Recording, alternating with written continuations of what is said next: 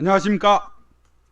예, 안녕하시냐는 인사가 참, 멋쩍은 그런 날입니다. 3월 5일 토요일입니다.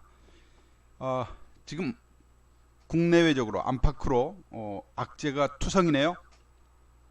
어려운 시기 맞아서 여러분들과 함께 다음 주 우린 또 선물 옵션 동시 만기까지 기다리고 있는 어, 참 어려운 장세입니다. 이런 환경에서 우리가 어떻게 대응을 해서 이 위기를 잘 기회로 활용을 할 수 있을까? 뭐 이런 어, 것들에 대한 진단과 전략, 대응책을 한번 세워보도록 하겠습니다. 자, 세계 증시가 일제히 급락을 했습니다. 급락을 폭락했다고 해야 되나요? 자, 러시아가 우크라이나의 최대 원전지대를 점령하고 거기에서 포격을 가해서 뭐 화염이 뭐 치솟고 있는 동영상들 나오고 있고요. 그래서 이제 원전 이 핵 리스크, 유럽의 핵 리스크가 시장을 얼어붙게 만들고 있습니다. 유럽에서 그러니까 체르노빌 때 84년도인가요? 체르노빌 원전 이후 지금 겪고 있는 아주 위기인데요. 우크라이나는 유럽에 속해 있습니다. 폴란드하고 국경을 접하고 있고요. 그래서 이 유럽 내에 나타나고 있는 이런 리스크, 위기가 유럽 증시를 폭락으로 이끌었습니다. 특히 독일 같은 경우는 이제 폴란드하고도 붙어 있죠. 우크라이나하고도 가깝습니다. 동유럽에 가깝기 때문에 이 독일 증시 밤새 빠진 것 보십시오. 이 지금 최근 독일 증시의 하락입니다. 4.4%가 폭락을 했어요. 독일보다는 조금 더 서쪽에 있긴 하지만 마찬가지 유럽이죠. 프랑스입니다. 프랑스는 5% 폭락했네요. 이탈리아는 더 빠졌어요. 경제적으로 조금 더 취약하기 때문인가요? 이탈리아 증시는 마이너스 6.24% 대폭락을 했는데, 이렇게 이제 유럽 증시들이 지금 발작을 일으키고 있습니다. 패닉 상태로 가고 있다고 봐야 되겠죠. 유럽 전체 유럽 지수입니다. 5% 폭락입니다. 이런 상황이 온 것은 뭐 아까 말씀드린 대로 이 원전 리스크, 이제 그 핵 리스크에다가 지금 러시아와 우크라이나의 전쟁이 장기화할 것이다라는 우려까지 더해진 거죠. 장기화되면 경제적 타격까지 더해지지 않겠습니까? 만에 하나 우크라이나의 그 최대 원전지대가 원전이 폭발이라도 일어난다면 유럽은 재앙이죠. 예. 뭐 그 전에 무슨 히로시마 원전 원자폭탄에 뭐 비교할 수 없는 정도의 수준이라 그러죠. 예. 그래서 그런 것들이 이제 위기가 된 거예요. 러시아가 딱 볼모 잡아버린 겁니다. 심각한 이런 상황인데, 문제는 이제 이것을 서방이 할 수 있는 제재 방법이, 러시아하고 무력으로 충돌을 하면 3차 대전이 일어나는 거고 더 위기가 되는 거고요. 그렇다고 이대로 보고 있을 수만도 없고, 경제 제재 해봐야 러시아가 지금 푸틴이 꿈쩍을 않고 있습니다. 꿈쩍을 않고 있어요. 특히 지금 미국이 러시아산 원유 수입을 중단할 것을 검토하고 있다라는 소식이 이렇게 유가를 급등세를 만들어내고 있습니다. 유가 급등세. 우리가 그 전에 팬데믹 위기로 해서 사람들이 꼼짝도 못할 것이다 하면서 이제 유가가, 보관료가 더 비싸진 마이너스 40달러까지 간 적도 있었죠. 이 시기에 비하면 이때 유가가 10달러대였습니다. 20달러도 안 됐는데 지금 115달러니까 진짜 10배가 올랐네요. 10배가. 이런 폭등, 이 월봉으로도 고점이 안 나옵니다. 언제 이후 최고냐? 2008년. 2008년 금융위기 때. 이때 찍었던 사상 최고가 146달러였습니다. 이후 처음입니다. 근데 앞으로도 더 오를 거다. 전망은 지금 얼마까지 보고 있냐? 180달러까지도 보고 있습니다. 국제유가. 만약에 미국이 러시아산 원유 수입을 중단 조치를 내릴 경우는 그런 이제 폭등이 계속 일어날 수 있겠죠. 러시아 금융 제재 뭐 스위프트 퇴출 뭐 이런 것이 있지만 전체를 다 퇴출시키지 못했어요. 왜? 여기에서 이제 얘기가 나옵니다. 왜냐하면 유럽이나 다른 나라들이 러시아와 이 원유라든가 원자재 이런 거래를 하고 있기 때문에 가스라든가 그 거래 통로로 러시아 주요 은행 두 곳은 열어뒀답니다. 그러니까 완전히 봉쇄가 아니에요. 그럴 정도로 뭐 억지로 막을 수 없는, 러시아 틀어막으면 나도 힘들어진다는 얘기죠.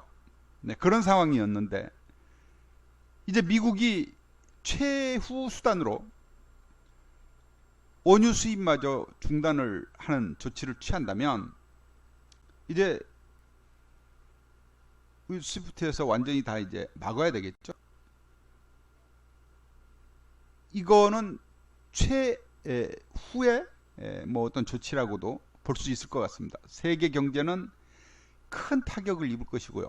인플레이션은 극도로 뭐 치닫을 것이고, 이렇게 되면 이제 세계 경제가 꼬꾸라지면서 물가는 급등을 하는 이 지금 최악의 상황이 올 수도 있다는 얘기죠.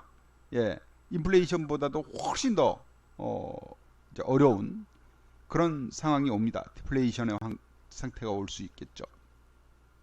그래서 이런 것들에 대한 이제 우려들이 위험자산 회피로 나타나고 있고요.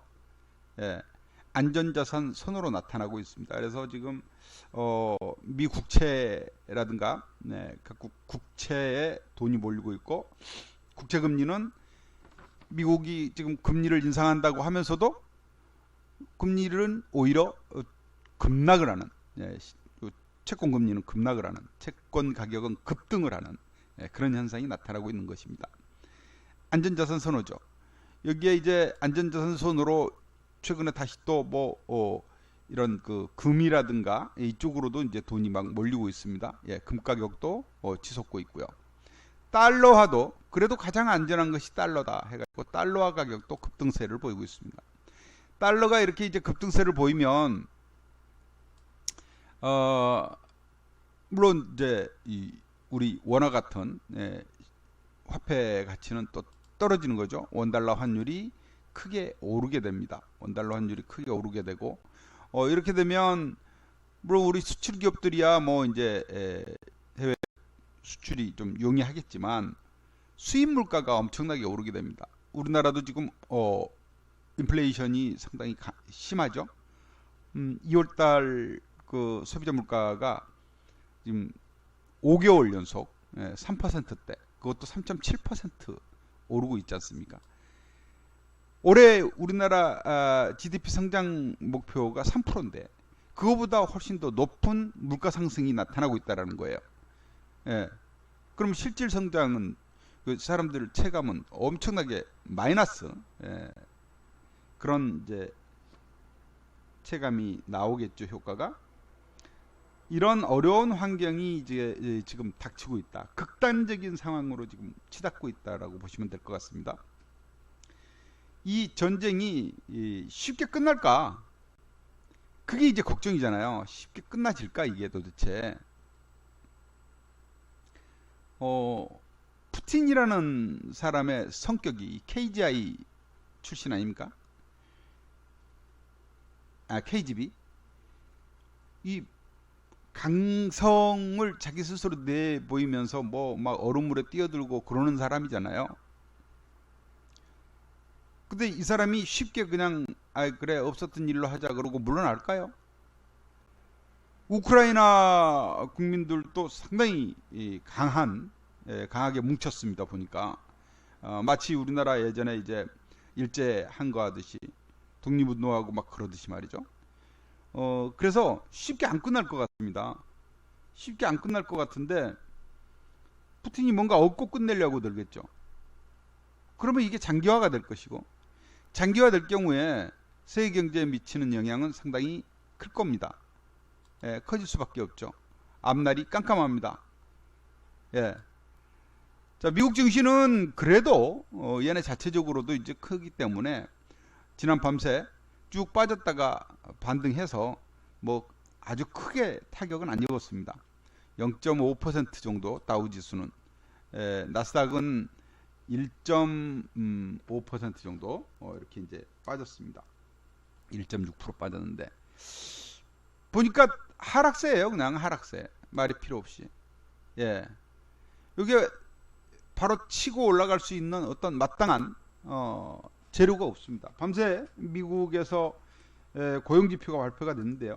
신규 고용이 예상치를 크게 상회했습니다. 고용 좋았어요. 2월달. 실업률도 1월달에 4.0%에서 2월달에는 3.8%로 또 아주 거의 완전 고용 상태입니다.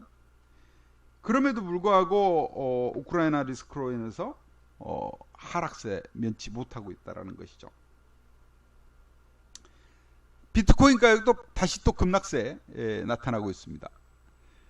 위험자산이라는 위험자산은 죄다 지금 회피되고 있고, 특히나 이번 이제 주말 동안에 무슨 일이 일어날지 모르니 투자 심리들이 다들 일단 피하고 보자라는 심리가 더 강해졌다, 그렇게 보시면 되겠어요. 푸틴의 도박이라고 볼 수 있겠죠. 푸틴의 도박. 얘네 지금 루블화 가치가 폭락을 했고요. 뭐 국가 신용 등급은 정크 수준으로 떨어졌고, 푸틴은 그런 거 개의치 않는 것 같습니다. 독재자가 원래 그러잖아요.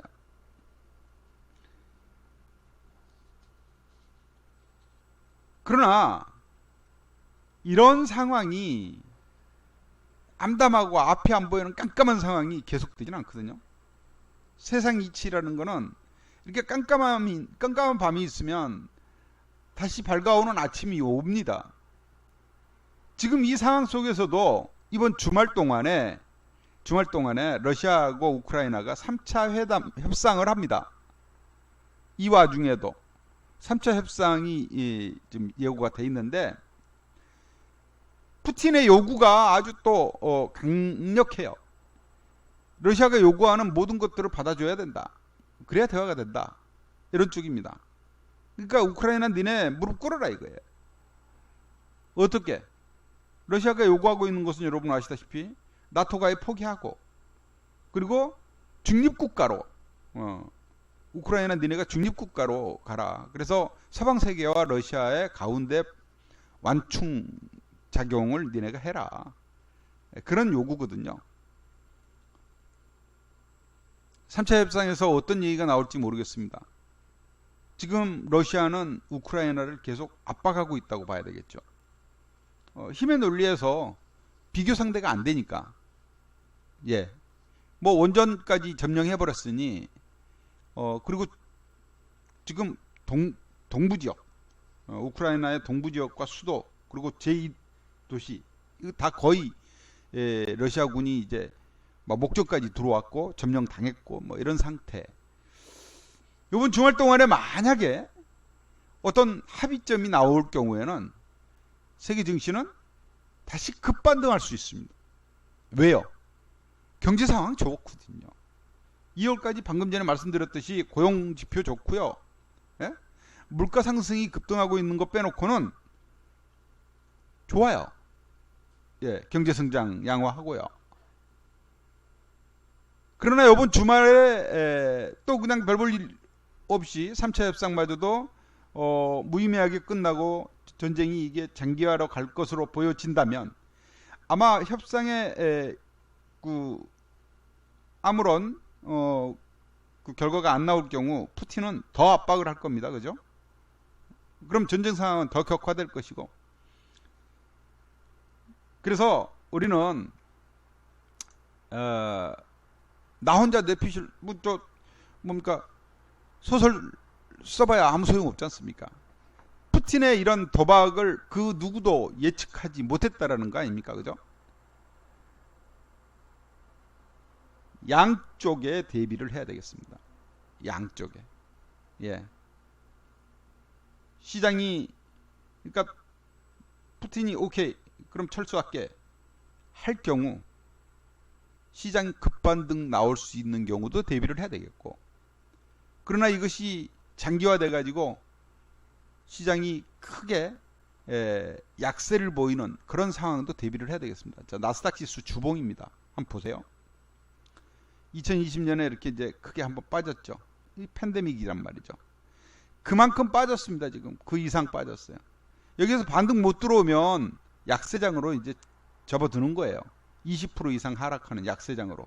약세장으로 접어들래? 아니면 이런 급반등세가 나올래? 이겁니다.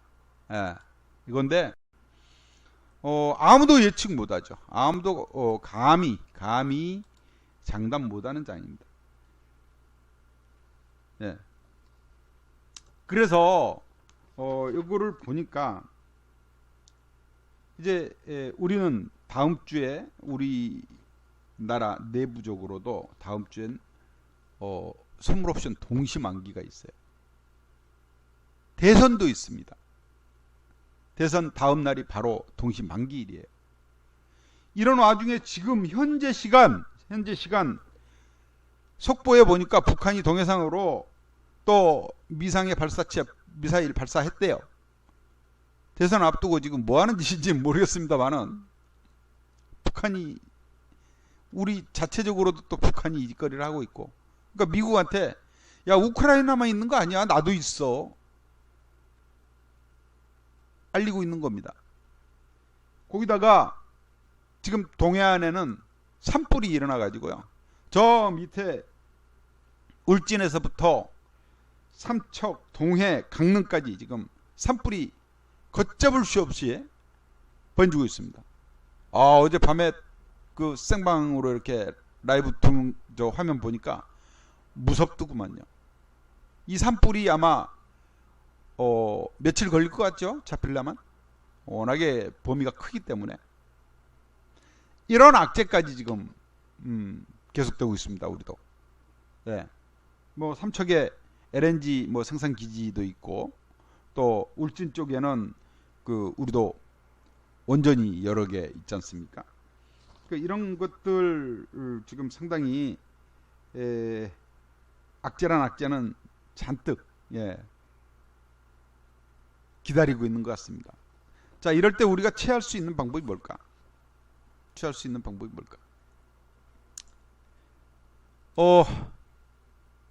제가 그래서 우리 이제 동시 만기도 있고 해서 각 기관과 외국인 그리고 개인의 이 상황 대처, 그러니까 뭘 얼마나 사줬느냐, 어느 쪽으로 이 중요하잖아요, 그죠? 수급을 보고 이들이 취하고 있는 포지션, 이런 거를 한번 이렇게 따져봤어요. 했더니 이게 이제 주체별 포지션 정량 비교라고 하는 건데, 뭐냐 하면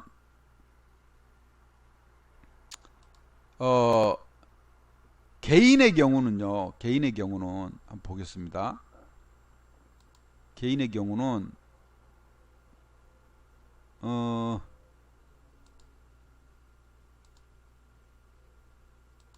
자 보세요.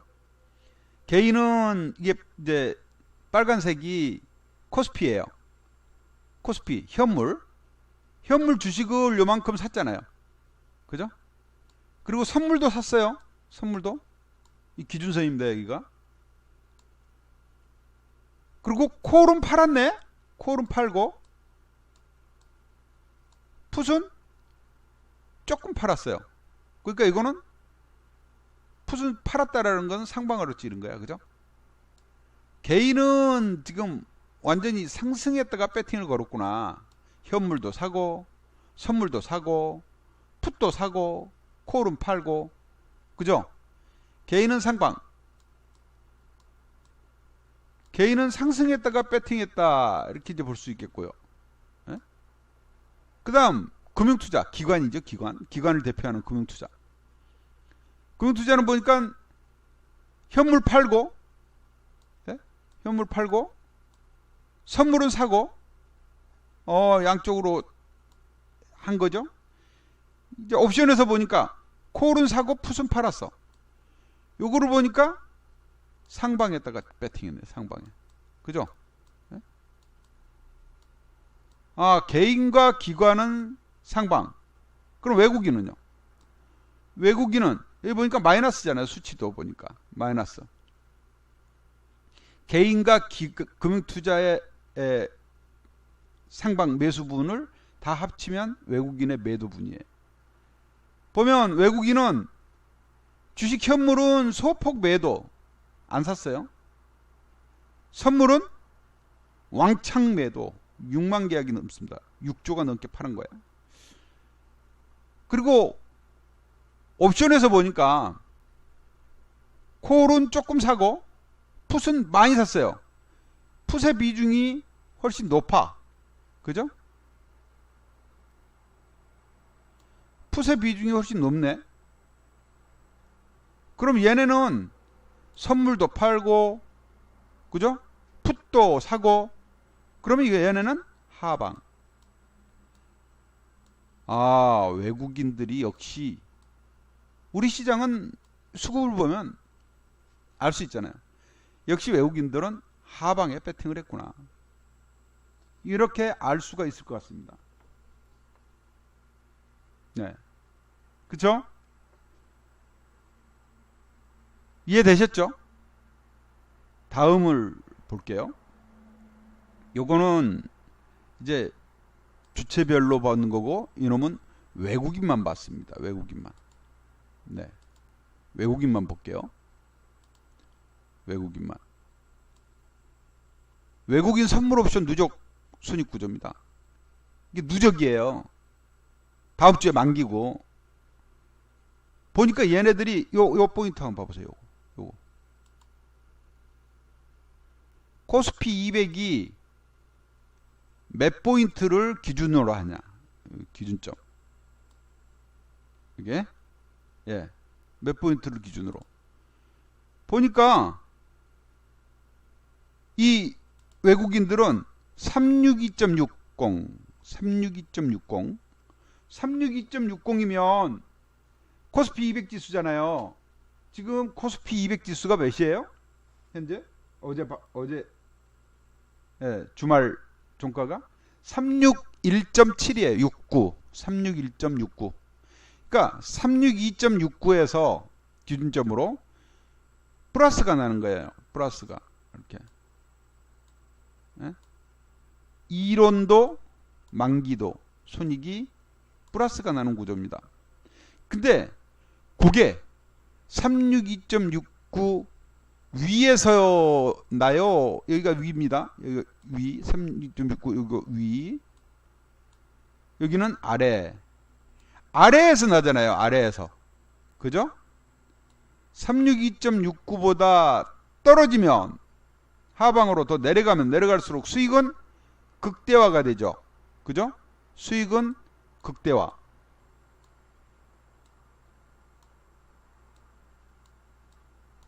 예.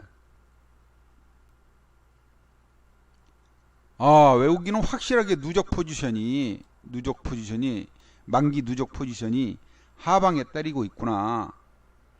벌써 그럼 지금 현재도 수익권이구나. 그죠? 362.69 아래잖아요. 지금 361.69잖아. 1포인트는 지금 먹고 있는 거예요. 그죠? 예. 현재 위치는 여기니까, 이쯤이니까.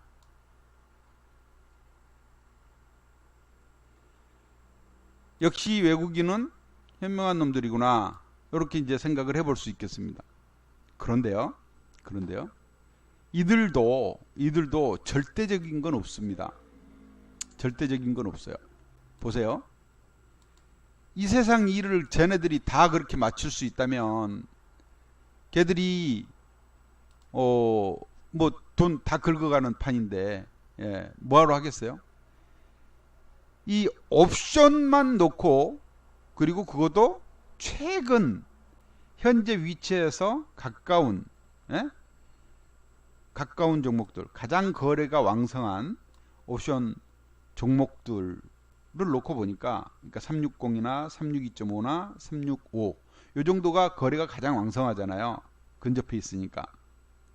이놈들을 놓고 보니까 외국인, 옵션 누적으로 보니까 외국인입니다. 외국인. 자, 외국인. 요거는 풋이고요. 요거는 콜입니다. 이 왼쪽은 콜, 오른쪽은 풋.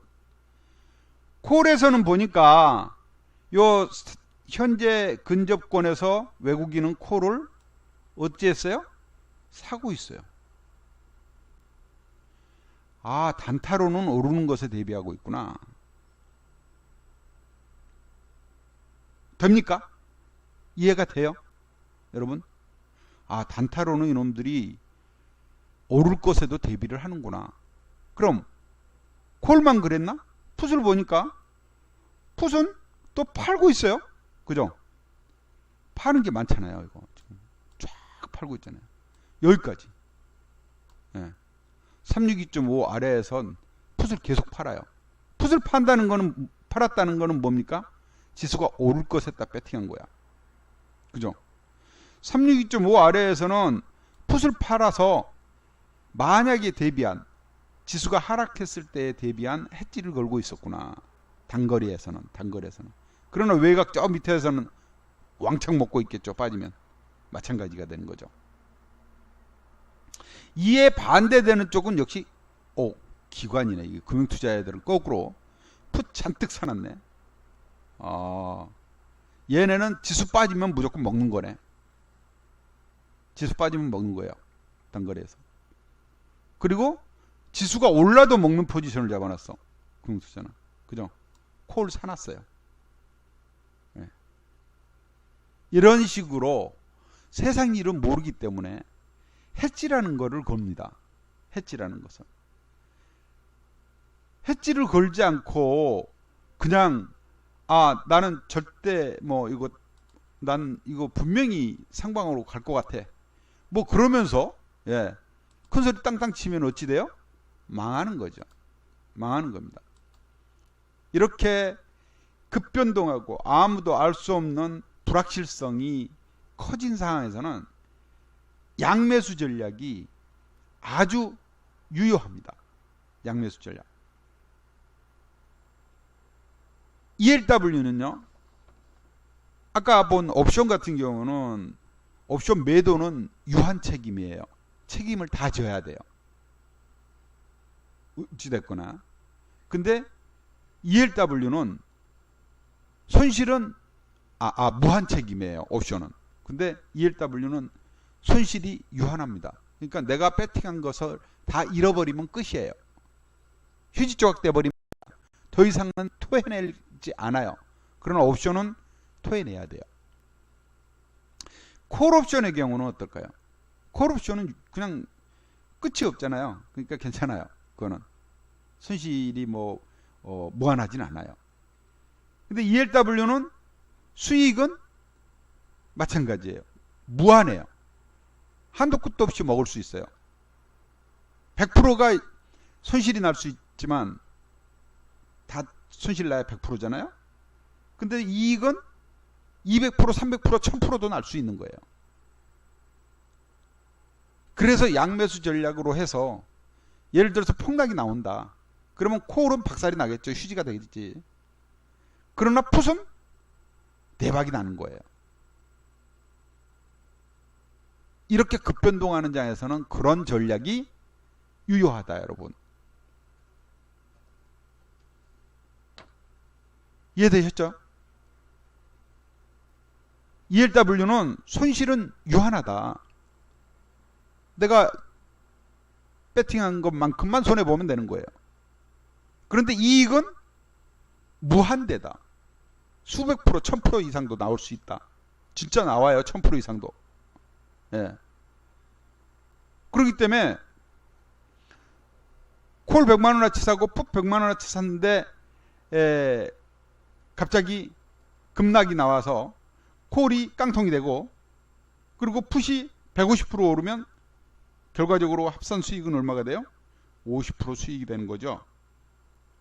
그죠? 그런 판이 이 판입니다. 예.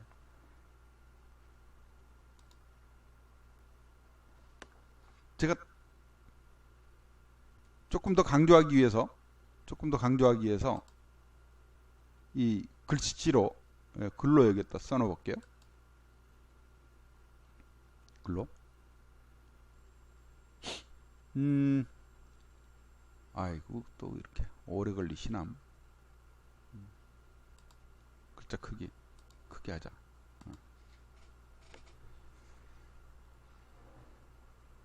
색깔도 좀 강조를 해줄게요. 양매수 ELW 양매수 전략.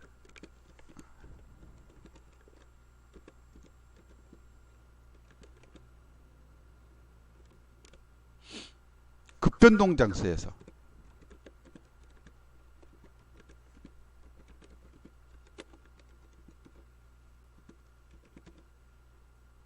요즘과 같은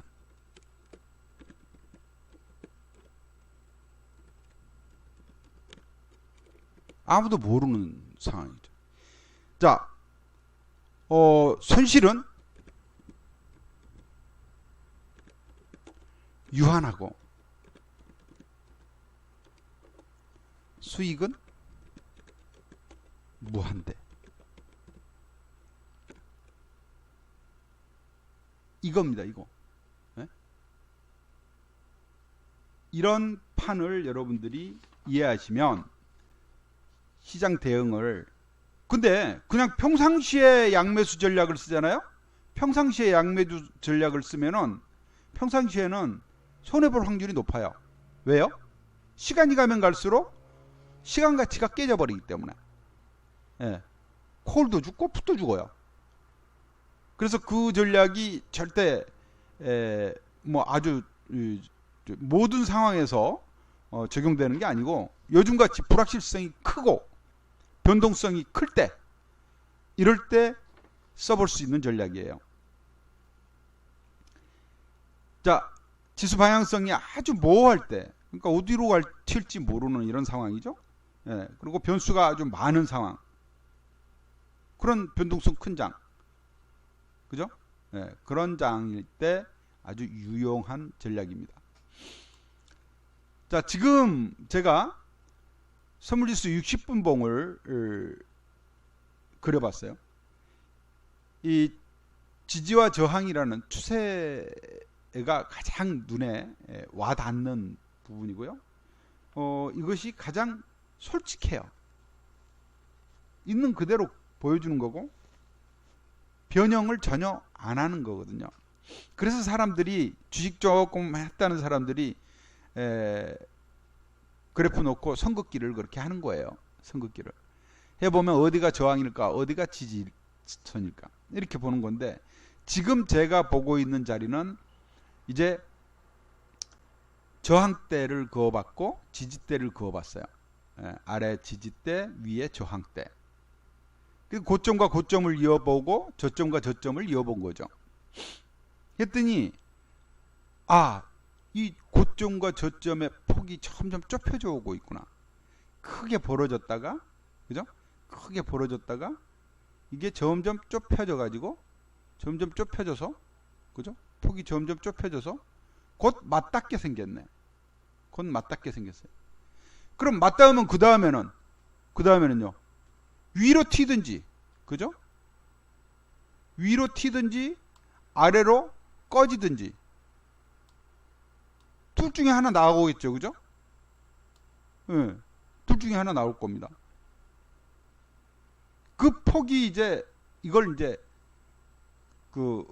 우리는 이런 모습을 쐐기형이라고 그러죠. 쐐기형부터는. 여기에서 우리가 예측해 볼 수 있는 추세, 이 범위를 벗어나는 것을 추세 이탈이라고 합니다. 추세 이탈. 추세 이탈 포인트를 보니까 상방으로는 366, 선물지수 366이 보였고요. 하방으로는 현재 상태에서 357이 보입니다. 357. 주말 동안에 러시아와 우크라이나의 3차 협상에서 좋은 소식이 안 나올 경우, 별 볼 일 없어질 경우 월요일 날 우리 증시는 357을 하방 이탈할 가능성이 매우 높아진다. 그러겠죠? 맞습니까? 4포인트인데 뭐 4포인트 그까짓 거 월요일 날 바로 이탈되겠죠. 그러나 오늘과 내일 사이에 우크라이나와 러시아가 3차 협상에서 희소식을 줄 경우에는 기대감이 시장을 받쳐줄 겁니다. 우리 증시는 그동안 해외 증시가 몇 차례 오르는 동안 우리 증시가 쉬었어요. 3일절이라고 쉬고, 그죠? 뭐 휴일이라고 쉬었더니 그 다음날 다시 또 빠져버리고, 크게 반등할 줄 알았더니 빠지고 반등할 줄 알았더니 빠지면서 이렇게 요 모양이 된 겁니다. 자, 여기에서 이제 우리는 빠질 것으로 알았는데 만약에 휴일 동안에 좋은 소식이 오면 거꾸로 반등할 수도 있겠죠. 예. 이런 것을 여러분들이 염두하시면서 보시면 좋을 것 같아요. 보면 미국 증시가 안 빠졌거든요. 미국 증시가, 그죠? 미국 증시가 안 빠졌어요. 보면 크게 안 빠졌습니다. 얘네는 버티고 있잖아요. 특히 다우 같은 경우는 크게 안 밀렸습니다. 예. 여기서 반등할 수 있는 범위예요. 아직 포기할 수 없는 상황입니다. 제가 판단할 때는 서방 세계에서도 지금 무적정 압박만 가할 수 없는 상황이 됐어요. 이 원전까지 러시아 푸틴이 잡고 있는데 거기다 대고 푸틴이 화풀이라도 해버리면 어쩔 거예요. 쉬워요. 지금 러시아 그 유엔 대사인가요? 외무장관 얘기가 원전에 뭐 러시아가 포수하고 했다는 거 불라고 한 거에 대해서 어떻게 얘기하냐면 거꾸로 얘기합니다. 우크라이나 반군이 이 원전에 대고 막 공격을 하려고 하니까 자기네들이 방어막을 쳐놨다. 방어하고 있는 중이다. 이렇게 얘기해요. 만약에요, 푸틴이 열받아서 이걸 터뜨리려고 든다면 우리는 방어하고 있었는데 저놈들이 쏴가지고 터뜨렸다. 이렇게 해버릴 수 있는 거거든요. 뭐 순 억지죠 뭐. 근데 그런 상황 오면은 큰일 나거든. 그래서 주말 동안 한번 잘 지켜보고 아니다 싶으면 이제 하방으로 꺼지면 어찌 돼요? 하방으로 꺼지면 이제 약수장 되는 거죠. 약수장. 자, 박스권 이탈하면 이런 거. 박스권 다시 이탈하면, 그죠? 여기란 말이에요. 내일 요 자리 이탈하면요. 이제 다시 한 단계 떨어지는 약세장을 예상을 하면 되겠습니다. 그런 대응하면 되겠어요. 네. 우리가 뭐 어찌 될 것이다라는 걸 알 수가 없으니 양쪽 중에 한 군데. 요거는 아주 중요한 포인트가 요번 주말이 되고 다음 주 월요일이 되겠습니다. 또 거기에다가 우리는 월요일 이후 동시만기까지 다음 주에 기다리고 있다라는 것도 참고를 하시고, 현재 상황으로 놓고 보면 외국인은 하방 포지션을 쥐고 있다. 네. 지금 외국인이 가지고 있는 포지션은 지수가 빠지면 빠질수록 수익 나는 구조를 가지고 있다. 거꾸로 기관의 경우는 지수가 빠지면 빠질수록 박살이 나는 구조를 가지고 있다. 박살이 나는 구조. 예. 그래서 여기에 우리가 이제 현명하게 잘 대응을 해야 되겠습니다. 예. 제가 이제 그 파생 쪽 다음 주 전략까지 이렇게 세우고 했는데, 사실 우리 방 어제까지 사물물 현재 수익이 사물물 수익이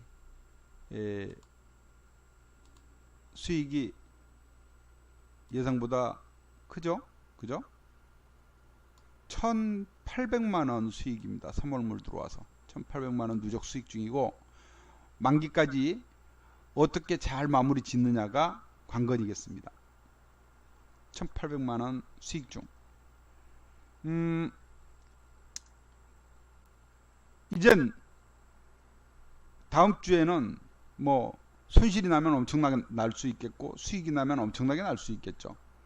그래서 저희 방은 양매수 전략으로 리스크를 상당 부분 좁혀놨습니다. 남은 3거래일 동안 손실만 없어도 1,800만원 수익이니까, 그죠? 예, 이런 전략을 세웠어요. 남은 3거래일 동안 여러분 한번 ELW 매매를 하고 계신 분이라면 도전 한번 해보십시오. 붙어볼 만한 상황이에요. 예. 안전을 원하신다면 ELW 매매는 하는 것이 아니고요. 어차피 주식 투자를 하고자 하는 분들은 안전자산 투자를 하는 건 아니잖아요. 리스크를 안고라도 수익을 좀 더 키우기 위한 목적 아니겠습니까? 그래서 투자하잖아요. 그래서 주식 투자만 하더라도 조금 더 수익이 많이 나는 놈 쫓아다니는 거고요. 좀 더 먹으려고 신용도 쓰는 거고요. 근데 그거도 좀 해보니 재미없더라. 예. 그래서 작은 이제 자본 미천도 적은데, 미천이라도 뭐 수십억 되면 막 크게 먹겠지만, 뭐 몇천만원 가지고 하는데 이거 도저히 답이 안 나오더라 하시는 분들이 ELW라는 것에 눈을 뜨시는 거고 병행을 하는 거잖아요. ELW는 보시다시피 뭐 수천만 원씩 들어가고 그런 게임이 아니잖아요. 한번 들어갈 때마다 100만 원어치씩 사가지고 이런 엄청난 수익을 거둘 수 있는 그런 투자 수단이란 말이에요. 그런데 그 변동성이 매우 커질 수 있는 마지막 만기, 동시만기일 3거래일에 배팅 한번 해볼 수 있는 거 아니에요. 여러분 한 300만 원 갖다 찔러봐. 우리 행복한 우리 방으로 오셔가지고 한 300만 원 나 이런 셈 잡고 들어가지 한번 해보세요. 더블 나는 것도 얼마든지 가능하죠. 최악의 경우 300만 원 휴지 조각 될 수도 있는 거죠. 그죠? 이거를 여러분들이 배팅 걸어볼 만한 자리에서는 배팅 거는 겁니다. 해보세요. 전재산 투자 배팅하는 거 아니고 한 300만 원 정도만 배팅. 만약에 실패하더라도 그 다음 이어가면서 다시 만회는 얼마든지 하니까. 예. 김영균 대표 여러분 잘 아시겠지만 대한민국에서 ELW 매매 리딩 전문가 몇 없습니다.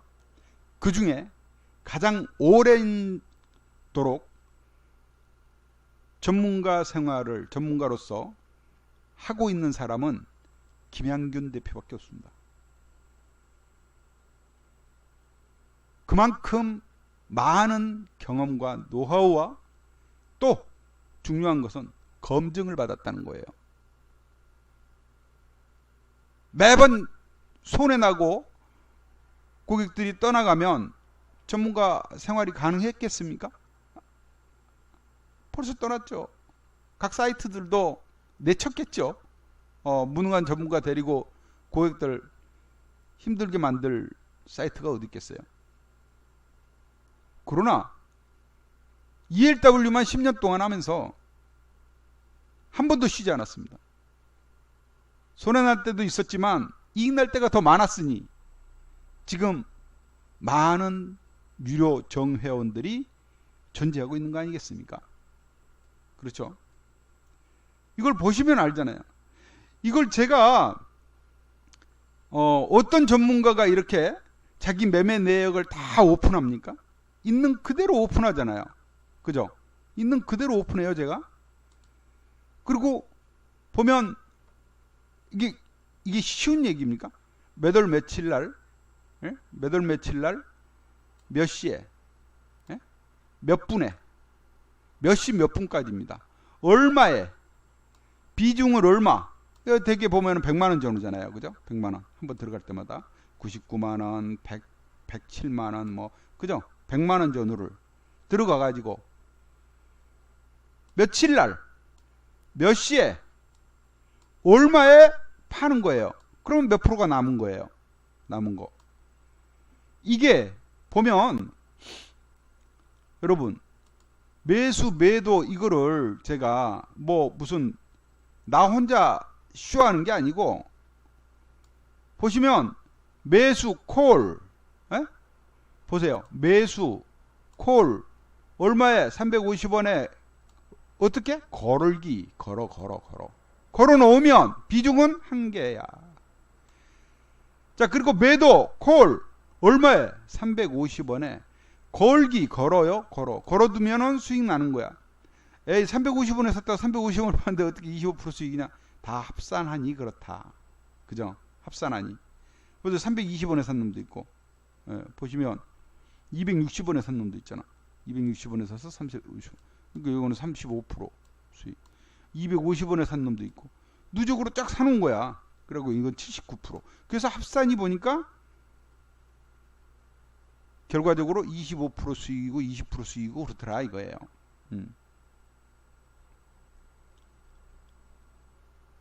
40% 수익이고 이렇게 40%. 그래서 하루 수익이 220만 원이 난 거예요. 예, 220만 원. 이게 언제 거? 3월 3일 날 거. 3월 3일 날. 이거를 여러분한테 공개방에도 제가 계속 올리잖아요. 여러분들 확인해 보시라는 얘기야. 이 문자 내역을 확인해 보시라. 이거 유료 회원들한테 쏘아진 문자예요. 쏘아진 문자. 저는 이 세상에서 아주 좀 제 성격이 특이한 게 거짓말 하는 걸 가장 싫어합니다. 거짓말 안 해요. 있는 그대로를 보여드려요. 네. 제가 리딩한 그대로입니다. 거짓 하나 없이. 이대로 따라 했을 때 이 결과가 나온 거예요. 어렵습니까? 어렵습니까?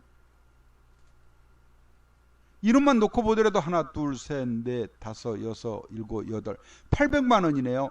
800만 원어치 사진 거는. 그래갖고 팔아서 남은 게 얼마예요? 220만 원. 주식에서 이 돈 벌어지나요?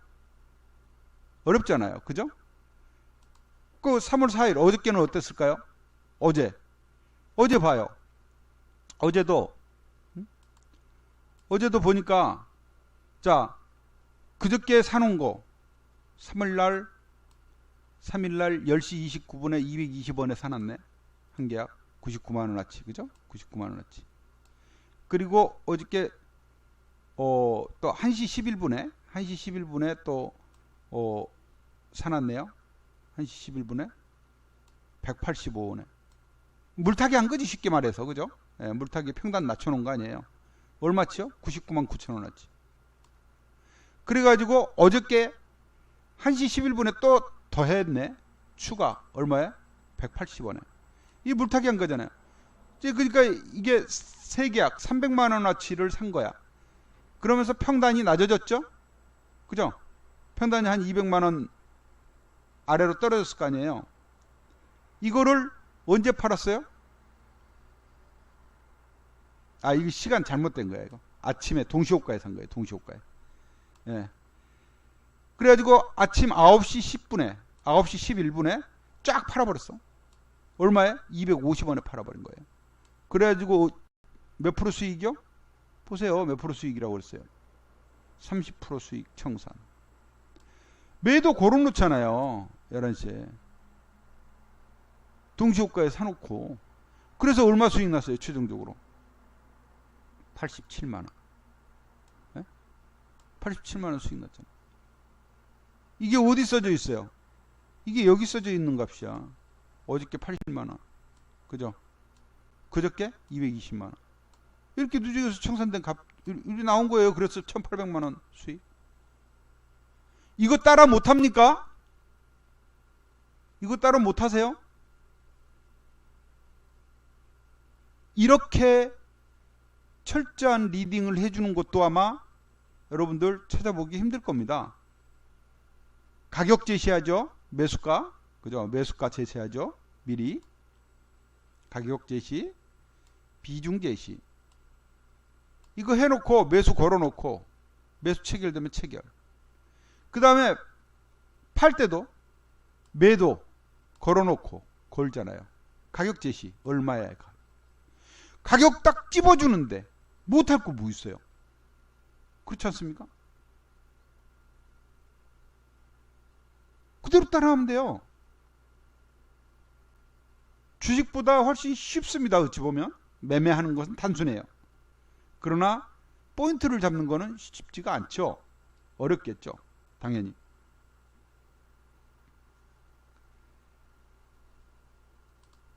어렵지 않습니다. 여러분. 다음 주 3일입니다. 3일 동안 한번 매매해 보세요. 3일. 이게 변동성 큰 3일. 이 3일 동안 어떤 결과물을 낼지 저도 몰라요. 예. 수익이 날지 깡통이 날지 저도 모르지만 저는 일단 리스크를 줄이기 위해서 양매수 전략을 쓰고 있다. 우리 방. 네. 그거만큼은 분명히 여러분한테 말씀드릴 수 있어요. 양매수 전략을 쓰고 있다. 아셨죠? 예.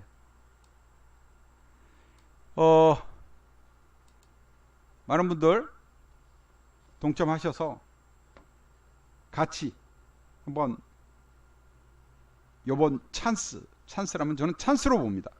이걸 두려워하고 뒤로 피하는 사람에겐 기회가 없는 거예요. 찬스라고 보고 찬스에 한번 부딪혀보자.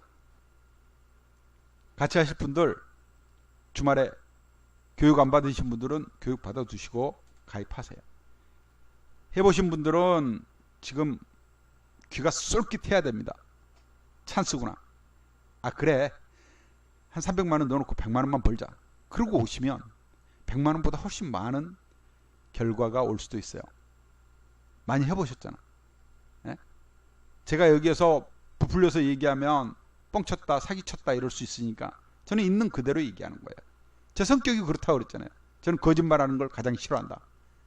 김영균 대표와 함께 변동성 큰 다음 주간 대선 투표 마감하고 그 다음날 만기일날 박수 칠 수 있는 한 주를 만들어 봅시다. 꽃피는 봄날이 오면 우리방 행복한 우리방 활짝 필 거라고 말씀드렸는데 이미 1,800만원 수익 챙겨놨습니다. 같이 하실 분들 들어오십시오. 즐거운 주말 보내시고요. 감사합니다. 다음 주에 새로운 얼굴들 많이 뵙기를 바랍니다. 물러갑니다.